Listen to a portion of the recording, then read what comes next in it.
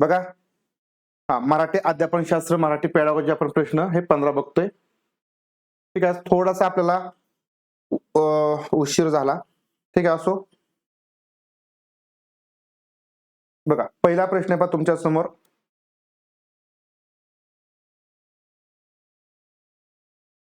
चला, 15 प्रश्न आपण डिस्कस करणार आहे.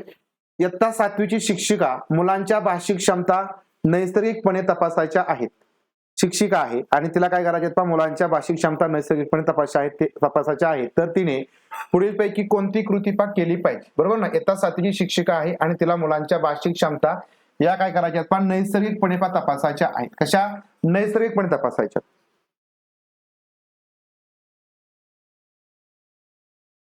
नैसर्गिकपणे तपासायचे असतील तर बहुपर्यायी प्रश्न विचारायचे, लघुत्तरी प्रश्न विचारायचे, विवरणात्मक प्रश्न विचारून की क्लोज चाचणी घेऊन. आपल्याला नैसर्गिकपणे जर तपासायच्या असतील तर आपल्याला त्यांना विवरणात्मक प्रश्न या ठिकाणी विचारावे लागतील, बरोबर ना. कसे विवरणात्मक प्रश्न आपल्याला विचारणं पण गरजेचं आहे, ज्याच्या माध्यमातून मुलं म्हणजे अभिव्यक्त होतील. काय होतील, मुलं अभिव्यक्त होतील, त्यांचे जे विचार आहेत त्याच्यामध्ये ते मांडतील आणि ज्याच्या माध्यमातून आपल्याला त्यांचं नैसर्गिकपणे विद्यार्थ्यांचे काय कौशल्य आहेत तर ते तपासता येतील. लक्षात आलं, विवरणात्मक प्रश्न, बरोबर. प्रश्न क्रमांक 2. शिक्षिका सुरुवातीला मुलांना काय करते, अक्षरांचा परिचय करून देते. अक्षरांचा काय करून देते, परिचय करून देते. त्यानंतर हळूहळू अक्षरांचा त्यांच्या दोन्हीचा सहसंबंध लावते. हळूहळू काय करते, अक्षरांचा आणि त्याच्या दोन्हीचा काय करते, ती सहसंबंध लावते. ती कोणत्या पद्धतीचं अनुसरण करते, अक्षर आणि काय करते, त्या अक्षराचा दोन्ही यांचा काय करते, सहसंबंध लावते. म्हणजे थोडक्यात आपण अक्षर म्हटलं अ अक्षर याचा दोन्ही पण काय मग यांचा सहसंबंध ती लावते. ठीक आहे. डिस्क्रिप्टिव्ह विवरणात्मक म्हणजे समजा एखादा आपला विवरण विचारलं की समजा थोडक्यात आपण काय म्हटलं, निबंध वजा म्हटलं तरी चालेल, एखादी माहिती वजा म्हटलं तरी चालेल, बरोबर ना. की ज्याच्यामध्ये तुम्ही तुमच्या कल्पना मांडू शकता, विद्यार्थ्यांचं ते अभिव्यक्त व्हायचं असेल ते अभिव्यक्त होऊ शकतात, त्यांचं मत मांडते. विवरणात्मक विवरण देणं डिस्क्रिप्शन देणं, तर असा या ठिकाणी तो अर्थ येतो. परस्त्रीजन्य पद्धती, संरचनात्मक पद्धती, सोनिक म्हणजे फोनिक्स पद्धती की समस्या सोडण्याची पद्धत. बघा, या ठिकाणी अक्षर आणि त्याचा काय करणं, उच्चार याचा सहसंबंध लावले तर ही पद्धत कोणती, सोनिक मेथड आहे. याला काय म्हणायचं, फोनिक्स पद्धती. काय म्हणायचं, फोनिक्स पद्धती असं बोललं जातं. ऑप्शन क्रमांक 3 फोनिक्स पद्धती. प्रश्न क्रमांक 3. संभाषण कौशल्यातील भाषेची यंत्रणा मेकॅनिक्स म्हणजे काय, संभाषण कौशल्यातील भाषेची यंत्रणा मेकॅनिक्स म्हणजे काय, भाषेची यंत्रणा कोणकोणती भाषेची यंत्रणा असेल यापैकी. बघा, काही प्रश्न तुम्हाला पाठीमागे झालेले पण आहेत बरं का, आपण घेतलेत, त्यामुळे त्याची उत्तर चुकता कामा नये. उच्चारण, व्याकरण, शब्दसंग्रह. उच्चारण फोनिक्स, बरोबर, व्याकरण आणि शब्दसंग्रह, निरोपातील स्पष्टता, भाषा वापरातील सामाजिक आणि सांस्कृतिक नियम आणि मजकूर, शब्द आणि वाक्य. आता मेकॅनिक्स काय आहेत, भाषा संभाषण कौशल्यातील विचारलंय.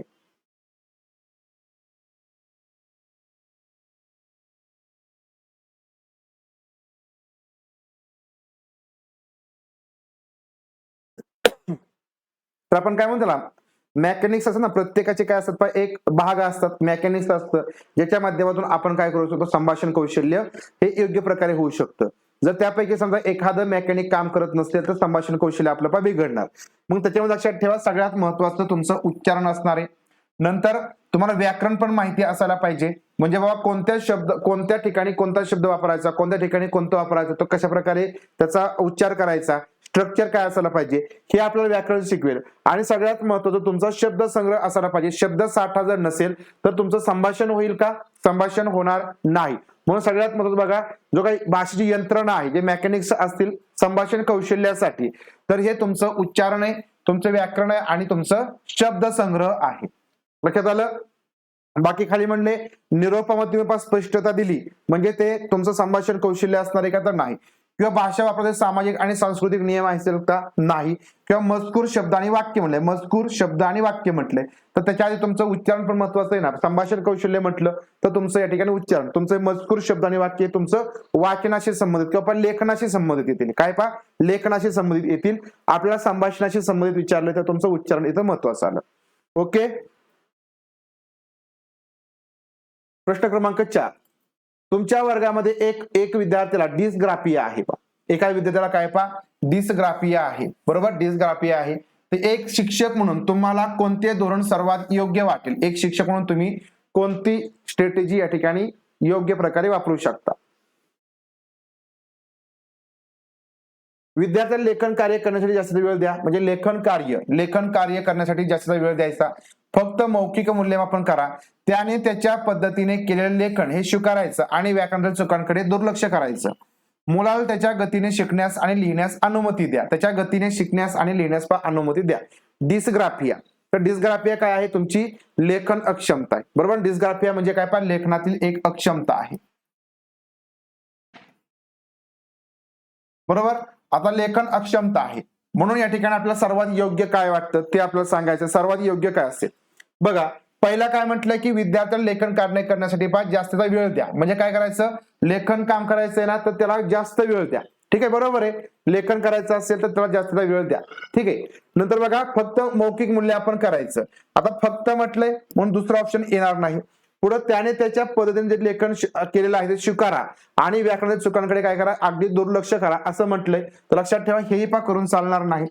मुलाला त्याच्या गतीने शिकण्यास आणि लिहिण्यास अनुमती द्या. बघा, आता दोघांमध्ये 1 आणि 4 जो ऑप्शन आहे त्यापैकी दोघांमध्ये सगळ्यात योग्य तुम्हाला कोणता वाटेल? त्याच्या गतीने लिहायला सांगा, कारण डिस्ग्राफी त्याला लिहिण्यामध्ये अडचण आहे ना. त्याला समजा जो लिहित असेल त्याच्यामध्ये त्याला प्रॉब्लेम येत असेल, बरोबर ना, मग त्याला त्याच्या गतीने शिकायला आणि आपण त्याला लिहायला अनुमती दिली पाहिजे. म्हणजे एखादं लेखन काम करण्यासाठी जास्त वेळ देणं म्हणजे थोडक्यात त्याला लेखन येतंय. आपण जर जास्त वेळ द्यावा म्हणजे त्याचा स्पीड कमी असेल, बरोबर ना. वेळ आपण जास्त देणं म्हणजे काय, त्याचा स्पीड कमी असेल म्हणून या ठिकाणी आपण त्याला जास्त वेळ देणं, बरोबर ना. तर हे याच्याशी या ठिकाणी योग्य नाही. परंतु मुलाला त्याच्या गतीने शिकायला आणि लिहायला अनुमती द्या म्हणजे या ठिकाणी त्याच्याकडे डिस्ग्राफिया आहे तर त्याच्यावरती एक रामबाण उपाय असेल. बरोबर, ऑप्शन क्रमांक 4 या ठिकाणी आता करेक्ट उत्तर येणार आहे. बरोबर, खूप छान. प्रश्न क्रमांक 5,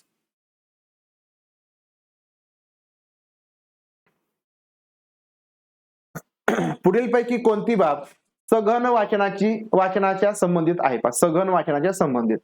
सघन वाचन म्हणजे लक्षात ठेवायचं इंटेन्सिव्ह रिडिंग. इंटेन्सिव्ह रिडिंग, सघन वाचन. मुले माहिती निहाळणे शिकतात. मुले काय करतात, माहिती जी स्कॅनिंग करायला शिकतील किंवा स्किमिंग करायला शिकतील. ते मजकुरातील महत्वाच्या कल्पना जाणून घेण्यासाठी काळजीपूर्वक आणि लक्ष देऊन वाचतात. ठीक आहे, मजकुरातील महत्वाच्या कल्पनांना काय करून घेण्यासाठी, जाणून घेण्यासाठी काळजीपूर्वक आणि लक्ष देऊन वाचतात. ते शिक्षकांच्या मदतीशिवाय त्यांच्या विरुंगळ्यासाठी वाचन करतात. कशासाठी विरुंगुळ्यासाठी वाचन करतात. सघन वाचनाची प्रकृती ही सर्वसमावेशक असते. सांगा आता, सघन वाचनाच्या संबंधित काय यापैकी?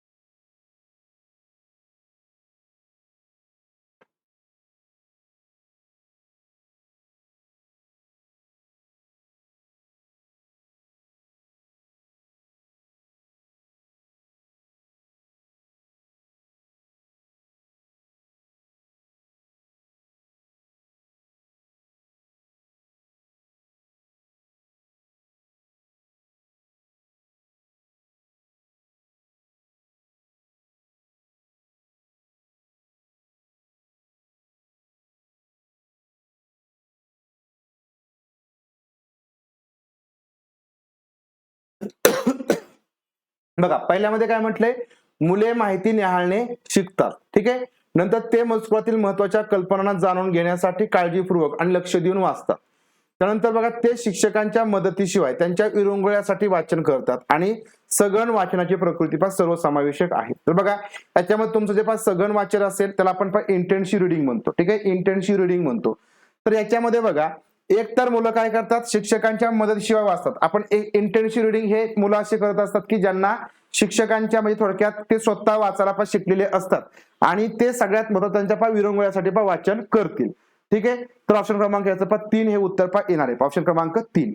ठीक आहे. बघा 2 मध्ये काय म्हटलं की ते मजकुरातील महत्वाच्या कल्पनांना जाणून घेण्यासाठी काळजीपूर्वक आणि लक्ष देऊन वाचतात. महत्वाच्या कल्पना जाणून घेण्यासाठी आपण काय करतो, स्किमिंग करतो. काय करतो, स्किमिंग करतो. त्यामुळे इंटेन्सिव्ह रिडिंग येणार नाही. आणि सघन वाचनाची प्रकृती कशाची सर्वसमावेशक असते तर नाही. तर या ठिकाणी तुम्हाला जी काही महत्वाची इन्फॉर्मेशन असेल बरोबर ना, तर त्यासाठी तुम्ही ते वाचन करत असता. बरोबर. ऑप्शन क्रमांक 3 या ठिकाणी याचं करेक्ट उत्तर येईल. चला प्रश्न क्रमांक 6. वाचन कौशल्याची चाचणी करत असताना भाषा शिक्षकाने पुढीलपैकी कोणत्या गोष्टीवर सर्वात जास्त भर द्यावा. वाचन कौशल्याची चाचणी करत असताना भाषा शिक्षकाने कोणत्या गोष्टीवरती सर्वात जास्त भर दिला पाहिजे. चढ उतारासह वाचन करायचं, विरामचिन्हांचा वापर, योग्य उच्चारासह वाचन की समजून वाचन. आता सांगा वाचन कौशल्य चाचणी करायची तर कोणत्या गोष्टीवरती सर्वात जास्त आपण भर देणं गरजेचं आहे.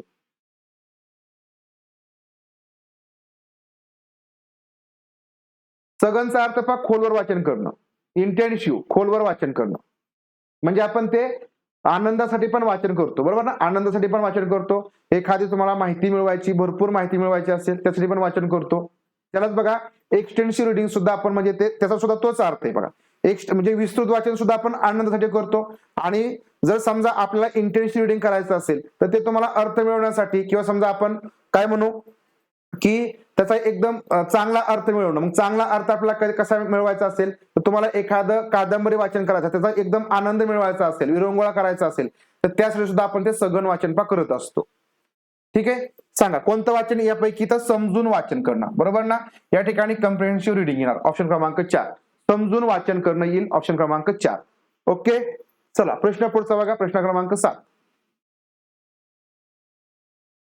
इयत्ता 8वीची शिक्षिका विद्यार्थ्यांना बँकेत जाऊन खाते उघडण्यासाठीची प्रक्रिया माहिती करून घेण्यास सांगते.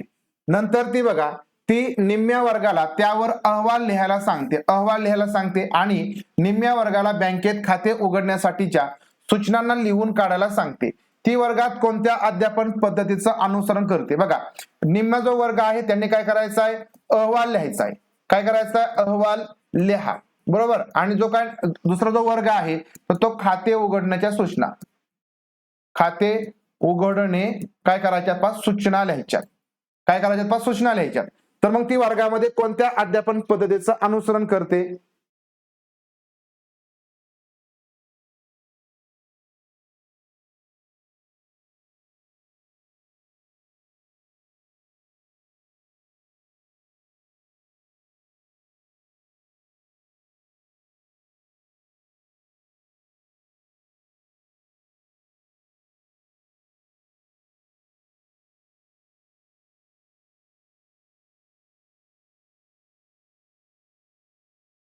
विधायक अध्यापन पद्धती, संरचनात्मक अध्यापन पद्धती, शिक्षणात नाट्याभिनय की नैसर्गिक पद्धती, कोणती मेथड इथं वापरली जाते.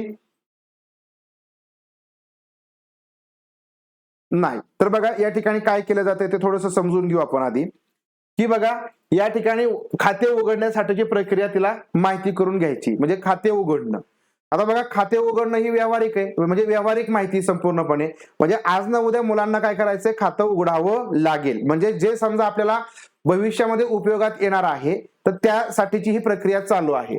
तर मग त्यासाठी ती काय करते बघा की निम्म्या वर्गाला एक अहवाल लिहायला सांगितलंय की बाबा जो काही खातं उघडलं किंवा समजा खाते उघडण्यासाठी आम्ही बँकेमध्ये गेलो तर त्यासाठी तुम्ही काय काय प्रोसेस केली हे लिहायला सांगितले. आणि जो निम्मा वर्ग आहे त्या निम्म्या वर्गाला बँकेत खाते उघडण्यासाठी सूचना लिहून काढायला सांगते. किंवा बँकेत खाते उघडायचं असेल तर त्यासाठी कोणकोणत्या गोष्टी आवश्यक आहेत, त्याच्या ज्या काही सूचना आहेत त्या लिहून काढायला ती मुलांना सांगणार आहे. बरोबर. मग आता या ठिकाणी नेमकं काय होतंय तर बघा, की खाते उघडणं काय, बघा खाते उघडण्यासाठी जी प्रक्रिया समजून घ्यायची, त्यासाठी या ठिकाणी अहवाल पण लिहायला सांगितलाय, सूचना पण या ठिकाणी समजून घ्यायच्या आहेत. बरोबर. आणि याच्या माध्यमातून या ठिकाणी एक आपण काय म्हणू की भविष्यामध्ये किंवा त्याच्यामध्ये एक व्यावहारिक नॉलेज मुलांना येणार आहे की आपण या प्रक्रियेने हे जे बँकेतला अकाउंट आहे ते उघडू शकतो.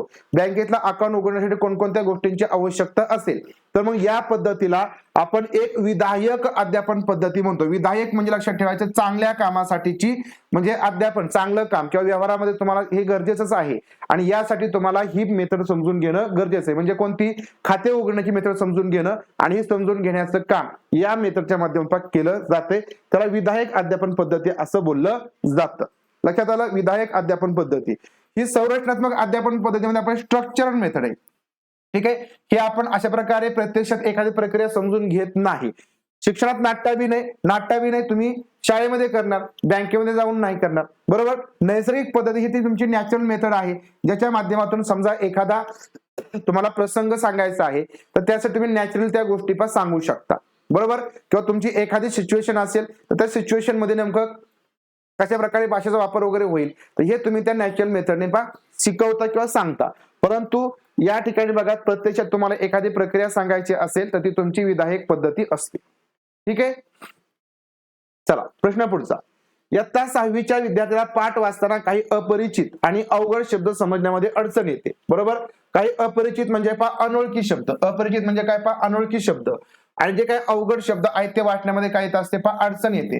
त्याला त्या शब्दांचा अर्थही कळत नाही, तर त्याने काय केलं पाहिजे, शब्दांचा अर्थ पण कळत नाही, त्या शब्दांचा अपरिचित आहेत, अवघड आहेत, त्या शब्दांचा अर्थ पण कळत नाही, तर मग अशा वेळेस त्या विद्यार्थ्याने काय करणं गरजेचं आहे हा बरोबर आहे क्वेश्चन झालाय तरी आपल्याकडून चुकतंय. बरोबर की नाही. मग लक्षात ठेवा असेच प्रश्न तुम्हाला येतात, म्हणून लक्षात ठेवा प्रत्येक प्रश्न समजून घ्या की तो तुमचा अगदी व्यवस्थित झाला पाहिजे. तोच प्रश्न जरी आला किंवा तसा जरी प्रश्न आला तर तुमचा तो चुकणार नाही. आणि सीटेट मध्ये बरेच प्रश्न तुम्हाला मी सांगतो की बरेच प्रश्न हे रिपीट होतात रिपीट, परंतु आपण तेवढं बघत नाही, तेवढी आपली प्रॅक्टिस नसते, सराव नसते. प्रत्येक शब्दासाठी शब्दसंग्रह बघायचा का नाही, शिक्षकाची मदत घ्यायची का नाही, अशा शब्दाकडे दुर्लक्ष करायचं का तर अजिबात. तर काय करावं लागेल, मजकुराच्या संदर्भात शब्दाच्या अर्थाचं काय करावं लागेल, अनुमान लावावं लागेल. म्हणजे तुम्हाला अपरिचित शब्द असतील, अवघड असतील तर अशा वेळेस त्या मजकुराचा संदर्भ घ्यायचा आणि त्या मजकुराच्या संदर्भाने त्या शब्दांचे काय करायचे, अर्थ लावायचे. बरोबर. हे अर्थ लावल्यानंतर तुमचा शब्द अनोळखी असेल तरी तुम्हाला त्याचा अर्थ हा लावता येतो अनुमानाने. तर ही या ठिकाणी मेथड आपल्याला अवलंबावी लागेल. बरोबर. ऑप्शन क्रमांक 4 अर्थ लावणे किंवा अनुमान लावणं. प्रश्न क्रमांक 9 बघा, उपचारात्मक शिक्षणाचं उद्दिष्ट कोणतं. सोपा प्रश्न आहे. उपचारात्मक शिक्षणाचं उद्दिष्ट कोणतं आहे, अभ्यास संपल्यानंतर मुलांना श्रेणी ग्रेड देणं, मुलांची योग्यता आणि प्रेरणा वाढवणं, वर्गातील मुलांना एकमेकांसोबत बोलण्यास प्रवृत्त करणं, मागे राहून गेलेल्या मुलांना अधिक मदत करणं.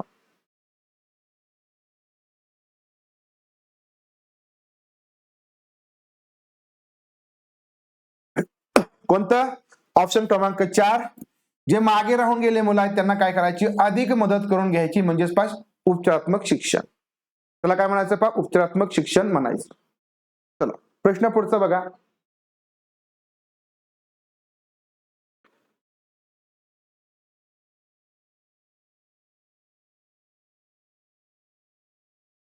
लेट कमेंट का बरं आल्या, हे दोन नाही मुलांची योग्यता आणि प्रेरणा वाढवणं नाही. तर उपचारात्मक शिक्षण हे डायग्नोस्टिक शिक्षण असतं ना. डायग्नोस्टिक टेस्ट आपण कशासाठी घेतो की मुलं मागे राहिले असतील, मुलांना काय अडचणी आल्या असतील, आणि यासाठी आपण जे शिक्षण देतो तर ते मागे राहून जे मुलं गेले आहेत त्यांना अधिक मदत करण्यासाठी देत असतो. लक्षात ठेवायचं हे उपचारात्मक शिक्षण. ओके.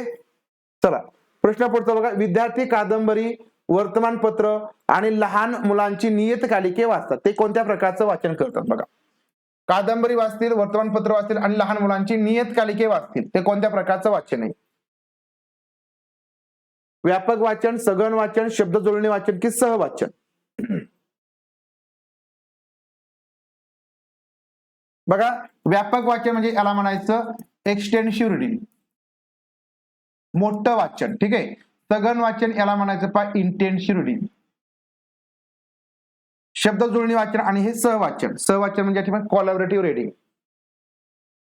काय करणार तर हे व्यापक वाचन. कादंबरी, वर्तमानपत्र लहान मुलांची नियत केले की वाचतो ना, ते सघन वाचन असतं. बरोबर, व्यापक वाचन असतं. ऑप्शन क्रमांक 1. 2 नाही पा, 1 येणार. 1 सघन वाचन नाही. 1 येणार पा, कादंबरी वाचन, वर्तमानपत्र लहान मुलांची नियत केले की ही तुम्ही विस्तृत वाचनामध्ये पा केलं जातं. विस्तृत वाचनामध्ये. ठीक आहे. हे जास्त मोठ्या प्रमाणामध्ये आपण खूप वेळ, म्हणजे लहान मुलांची मासिक असतील ही जास्त वेळ वाचली जातात. ठीक आहे. पुढे बघा, एक पाठ वाचल्यानंतर, एक पाठ आपण वाचला त्यानंतर शिक्षिका विद्यार्थ्यांना गट कार्यासाठी विभागते. एक गट पाठातील आशय लिहितो, तर दुसरा गट मानसिक आराखडा. बरोबर. एक गट पाठातील मुख्य पात्रांचं चित्रवृक्ष काढतो, तर एक दुसरा गट पाठाचा सारांश लिहितो. तर हा उपक्रम काय पहा, चित्रवृक्ष काढणं म्हणजे पहा ट्री डायग्राम.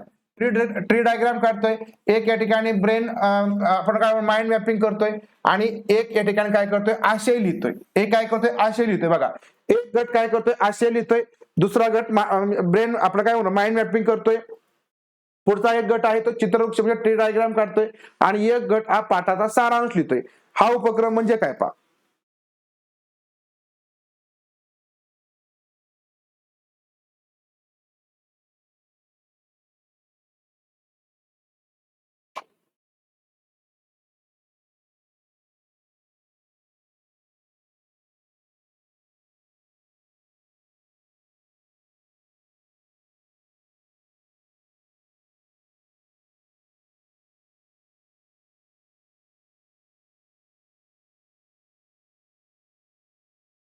सांगा.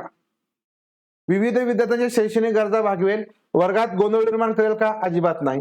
शिक्षकांना त्यांना मदत करणं अवघड जाणार आणि त्यांना परिस्थिती नियंत्रण ठेवता येणार नाही असं आहे का, तर असं नाही होणार. शिक्षण वेळेचा अपव्यय आहे का, नाही. हे निगेटिव्ह, तीनही निगेटिव्ह येईल. ऑप्शन क्रमांक 4 तुमचं उत्तर येईल पा. बरोबर ना. प्रत्येक विद्यार्थी शैक्षणिक गरजा या माध्यमातून काय होतील पा, भागवल्या जातील. कारण प्रत्येक विद्यार्थी गटागटामध्ये काम करेल आणि त्यामुळे प्रत्येक विद्यार्थ्याला जे काय लागेल त्या अनुसार त्या गरजा पा पूर्ण केल्या जातील. ओके. प्रश्न पुढचा बघा. प्रश्न क्रमांक 12. एका मुलाच्या परिच्छेद लेखनावरती प्रतिभाव देताना, एका मुलाच्या परिच्छेद लेखनावरती प्रतिभाव देत असताना शिक्षिका त्याला तू अनेक व्याकरणिक चुका केल्या आहेत असे म्हणते. तिच्या म्हणण्याचं तात्पर्य काय. प्रतिभाव देणं म्हणजे काय, या ठिकाणी प्रतिसाद देणं. ठीक आहे. प्रतिसाद देणं, फीडबॅक देणं. प्रतिभाव म्हणा याला, प्रतिसाद म्हणा, किंवा याला आपण फीडबॅक असंही म्हणू शकतो, किंवा यालाच आपण प्रतिसंभरण म्हणू शकतो. प्रतिसंभरणही म्हणू शकतो. विद्यार्थ्यांनी नेमक्या शब्दाचा वापर केला नाही. बर. परिच्छेदातील प्रमाण लेखनाच्या चुका, शाब्दिक चुका की वाक्यरचनेतील चुका. बघा काय म्हटलं, तू अनेक व्याकरणिक चुका केल्या आहेत.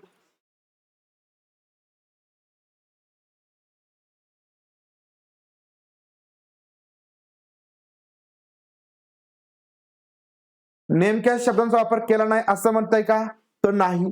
परिच्छेदामध्ये प्रमाण लेखनाच्या चुका, प्रमाण लेखनाच्या गरज असते का आपल्याला. बघा, प्रमाण लेखनच केलं पाहिजे असं काय नाही. तुम्ही एक नैसर्गिक लेखनही करू शकता, गावकारचं लेखन तुमचं चालतं. ठीक आहे. शाब्दिक लोक आहेत का, नाही. तर लक्षात ठेवायचे तुमच्या या वाक्य रचनेतल्या पाच चुका असतात. म्हणजे तुमचं लेखन प्रामाणिक नसेल तरी चालेल, परंतु ते वाक्याने व्यवस्थित असायला पाहिजे. त्याची वाक्यरचना पाहिजे व्यवस्थित असणं गरजेचं आहे. म्हणून या वाक्यरचनेला पाच चुका आहेत, आणि त्याच्यामुळे ती म्हणते की तू अनेक व्याकरणिक चुका केल्यात. व्याकरणिक चुका ह्या वाक्यरचनेला पाच चुका असतात. लक्षात आलं. काय असतात पहा, वाक्यरचनेतल्या चुका असतात. परिच्छेदामध्ये प्रामाणिक लेखनाच्या चुका म्हणजे व्याकरणिक चुका नसतात. लक्षात आलं. तर त्या वाक्य रचनेला पाच चुका असतात ज्या तुमच्या व्याकरणिक चुका केलेल्या असतील. लक्षात आलं. ऑप्शन क्रमांक 4.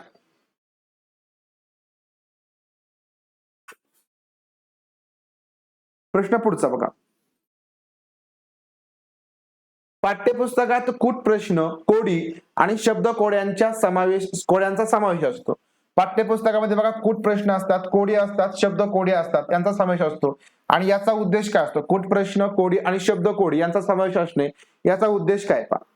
विद्यार्थ्यांमध्ये सर्जनशील आणि समीक्षणात्मक वृत्ती विकसित करणं, क्रिएटिव्ह आणि आपण काय म्हणतो समीक्षणात्मक जी वृत्ती आहे ती या ठिकाणी डेव्हलप करायची. याच्या माध्यमातून विद्यार्थ्यांना प्रभावी संज्ञापन करण्यास सक्षम करायचं, पाठ्यपुस्तकाची गोडी लावायची, वर्गातील वातावरण खेळीमेळीचं मैत्रीपूर्ण करणं. कूट प्रश्न, कोडी आणि शब्द कोडी. करेक्ट. बरोबर आहे. ऑप्शन क्रमांक 1, विद्यार्थ्यांमध्ये काय होणं, क्रिएटिव्हिटी निर्माण होईल. बघा, कोडी, कुठ प्रश्न किंवा शब्द कोडी जर सोडवली तर क्रिएटिव्हिटी निर्माण होते आणि विद्यार्थ्यांची एक प्रकारची समीक्षणात्मक जी प्रवृत्ती आहे, जी वृत्ती आहे ती डेव्हलप होत असते. क्रिटिकल थिंकिंग या ठिकाणी डेव्हलप होत असते. ऑप्शन क्रमांक 1 बरोबर. चला प्रश्न 14, कवितेचा सराव करत असताना पुढीलपैकी कोणता उपक्रम हा वाचनपूर्व उपक्रम म्हणता येईल. पहा, कवितेचा सराव करत असताना पुढीलपैकी कोणता उपक्रम हा वाचनपूर्व उपक्रम म्हणता येईल. विद्यार्थी कवितेच्या आशयाच्या संदर्भात चर्चा करतात. विद्यार्थी काय करतात, कवितेच्या आशयाच्या संदर्भात चर्चा करतील. विद्यार्थी जोडीने कवितेचं परस्पर वाचन करतील. विद्यार्थी कवीचे जीवन वृत्त लिहितील.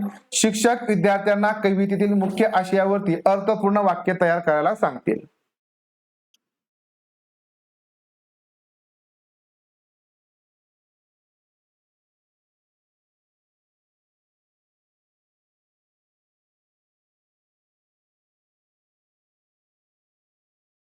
कवितेचा सराव करत असताना पुढीलपैकी कोणता उपक्रम हा वाचनपूर्व, वाचनाच्या आधीचा उपक्रम या ठिकाणी असेल. कोणता असेल तर बरोबर आहे की विद्यार्थी कवितेच्या आशयाच्या संदर्भात चर्चा करतात. म्हणजे बाबा कवितेचा आशय, आपल्याला जी कविता शिकायची त्याच्यासाठीचा आशय नेमका काय असेल याबद्दल चर्चा करतात. म्हणजे थोडक्यात अनुमान काढतात आणि अनुमान काढणं, चर्चा करणं, त्याच्या आधी चर्चा करणं, तर हा तुमचा वाचनापूर्वीचा उपक्रम असतो. बरोबर, वाचनापूर्वीचा उपक्रम असतो. ऑप्शन क्रमांक 1 बरोबर. आता विद्यार्थी जोडीने, आता हा लक्षात ठेवायचं, हा वाचन पूर्व आहे. हा काय पा, वाचन पूर्व आहे. ठीक आहे. इथं म्हणलंय विद्यार्थी जोडीने कवितेचं परस्पर वाचन करतात, म्हणजे हा वाचन दरम्यानचा आहे. वाचन दरम्यानचा आहे. ठीक आहे. विद्यार्थी कविते जीवन वृत्तांत लिहितात, हा वाचन नंतरचा. वाचन नंतरचा. नंतर शिक्षक विद्यार्थ्यांना कवितेतील मुख्य आशयावरती अर्थपूर्ण वाक्य तयार करायला सांगतात, तर हा सुद्धा काय पा, वाचन नंतरचा आहे. लक्षात आलं. तर वाचना आधीचे, वाचनाच्या दरम्यानचे, वाचनानंतरचे, वाचनापूर्वीचे, तर हे अशा प्रकारचे रिडिंगचे प्रकार असतात.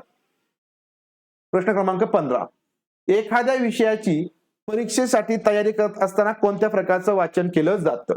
आपल्याला एखाद्या विषयाची परीक्षेसाठी तयारी करायची तर कोणत्या प्रकारचं वाचन केलं जाईल. व्यापक वाचन, न्याहाळणे, विस्तृत वाचन, चाळून पाहणे. Skimming, scanning, extensive reading. इथं सुद्धा या ठिकाणी एक्सटेन्सिव्ह रिडिंग असेल पहा. व्यापक वाचन असेल किंवा विस्तृत वाचन एकच आहे पहा.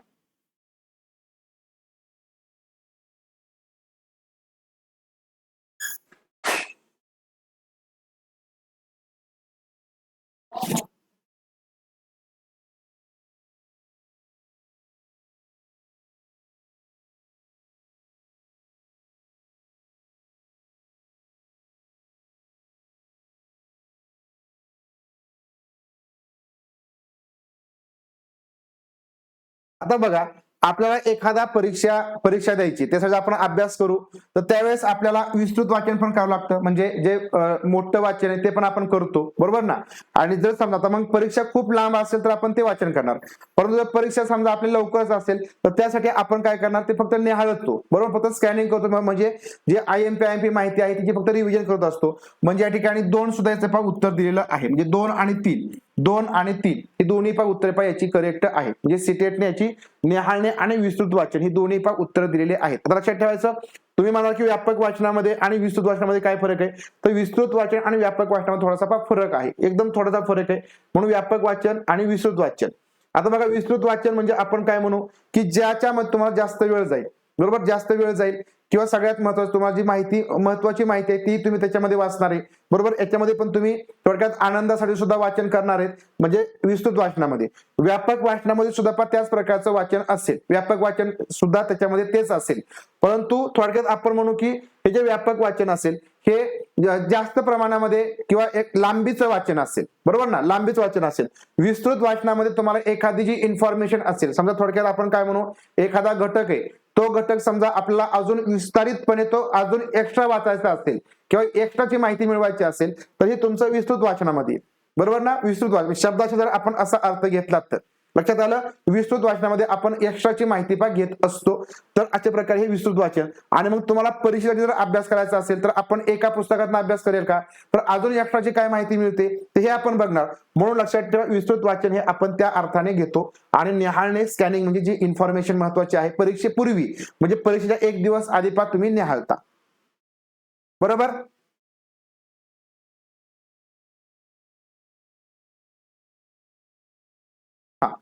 आता परीक्षेमध्ये मात्र दोन्ही पण उत्तर द्यायचे नाही, एकच उत्तर द्यायचं, कुठलं तरी एकच द्यायचं ना. दोन्ही देऊन बसताल, दोन्ही तुमचा चुकल, म्हणजे दोन्ही बरोबर आहेत पण ते चुकणार. पहिला प्रश्न काय बघा, इयत्ता 7वी शिक्षक मुलांच्या भाषिक क्षमता या नैसर्गिकपणे तपासायच्या आहे, तर तिने कोणती कृती केली पाहिजे. बघा, भाषिक क्षमता काय करायच्या, नॅचरली तपासायच्या असतील, बरोबर ना. तर यासाठी मुलांचं तुम्हाला विचार व्यक्त करतायत का, बरोबर, मुलं नैसर्गिकपणे काय लिहितायत का, तर हे या ठिकाणी आपल्याला तपासावं लागेल. आणि हे जर तपासायचं असेल तर आपल्याला विवरणात्मक प्रश्न पण त्यांना द्यावे लागतात, बरोबर ना. विवरणात्मक प्रश्न म्हणजे डिस्क्रिप्टिव्ह जे प्रश्न असतील ते, किंवा कोणता एखादा प्रश्न आपण त्यांना विचारू शकतो. मी थोडक्यात एक, की बाबा तुम्ही आजचा दिवस तुमचा कसा गेला, बरोबर, किंवा समजा तुम्ही तुम्हाला आवडलेला एखादा प्रसंग लिहा, तर त्याबद्दल ते लिहितील. डिस्क्रिप्टिव्ह ती माहिती लिहितील, त्याला विवरणात्मक प्रश्न बघायचा, म्हणजे मग ते लिहितील की बाबा आज निघताना या वेळेला या ठिकाणी त्यांनी काहीतरी बघितलेलं आणि या ठिकाणी अशाच्या प्रकारची एक घटना घडली, त्याबद्दल ते सविस्तर लिहितील. म्हणजे त्यांचं जे मत आहे ते अभिव्यक्त होतील, बरोबर ना. याला नैसर्गिकपणे त्या गोष्टी तिथं मांडतील. मग हे आपल्याला विवरणात्मक प्रश्नाच्या माध्यमातून तपासता येईल, बरोबर. दुसरा प्रश्न काय आहे, की शिक्षिका सुरुवातीला मुलांना अक्षरांचा परिचय करून देते आणि नंतर अक्षरांचा आणि त्यांच्या दोन्हीचा सहसंबंध लावते, तर याला आपण फोनिक्स मेथड असं म्हणतो. ठीक आहे, चालते. ठीक आहे, थांबूया आपण इथं. आता 8 वाजता तुमचा सेशन आहे, पहा.